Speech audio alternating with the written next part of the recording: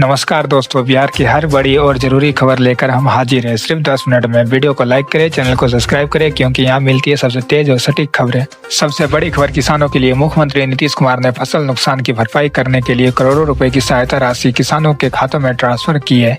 करीब 2 लाख किसानों को सीधा लाभ मिल रहा है। अगर आप किसान हैं तो तुरंत अपना बैंक खाता जरूर चेक करें। बिहार में बम्पर भर्ती, युवाओं के लिए शानदार खबर। बिहार होमगार्ड में लगभग 13,500 पदों पर भर्ती की तैयारी तेज हो गई है। साथ ही राज्य में 60,000 से ज्यादा सरकारी नौकरियों की भी जल्द घोषणा हो सकती है, जिसमें पुलिस विभाग में सबसे ज्यादा वैकेंसी आने की उम्मीद है। ई श्रम कार्ड धारकों के लिए राहत की खबर। जिन मजदूरों को 3,000 की सहायता नहीं मिली है, उन्हें चरणबद्ध तरीकों से दी जा रही है।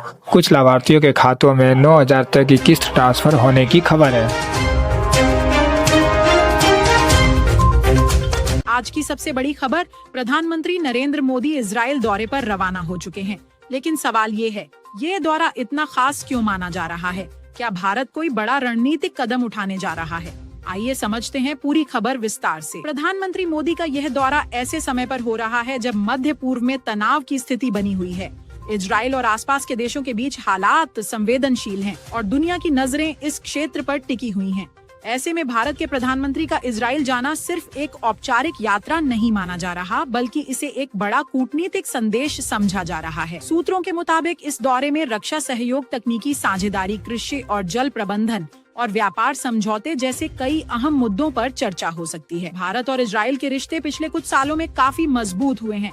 रक्षा क्षेत्र में इजराइल भारत का एक महत्वपूर्ण सहयोगी है। बताया जा रहा है कि इस यात्रा के दौरान दोनों देशों के बीच नई रक्षा डील पर भी चर्चा हो सकती है। अगर ऐसा होता है तो यह भारत की सुरक्षा व्यवस्था को और मजबूत करेगा। राजनीतिक विश्लेषकों का मानना है कि यह दौरा भारत। गोपालगंज से एक बेहद चौंकाने वाली घटना सामने आई है। सिर्फ 100 रुपए के विवाद में बेटे ने अपनी ही मां की हत्या कर दी। पुलिस ने आरोपी को गिरफ्तार कर लिया है। राजधानी पटना से बड़ी खबर सामने आई है। एक रिसेप्शन पार्टी के दौरान अचानक फायरिंग हो गई। हमलावरों ने 2 सगे भाइयों को निशाना बनाया। एक की मौके पर मौत हो गई, दूसरा गंभीर हालत में अस्पताल में भर्ती है। अब बात करते हैं बिहार के इंफ्रास्ट्रक्चर से जुड़ी बड़ी योजना की। सोनपुर में नया ग्रीनफील्ड एयरपोर्ट बनाने की तैयारी।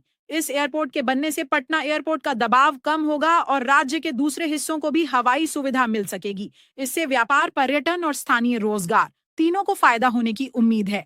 यानी यह सिर्फ एयरपोर्ट नहीं, बल्कि पूरे क्षेत्र की आर्थिक गति बदल सकता है।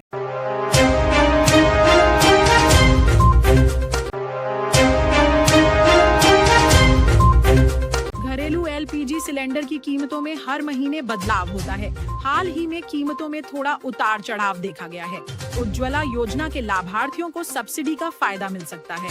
अगर आप उज्ज्वला लाभार्थी हैं तो अपने बैंक खाते में सब्सिडी आ रही है या नहीं, जरूर चेक करें। गैस बुकिंग करते समय रजिस्टर्ड मोबाइल नंबर जरूरी है। केंद्र और राज्य स्तर पर कई विभागों में नई भर्तियां निकली हैं।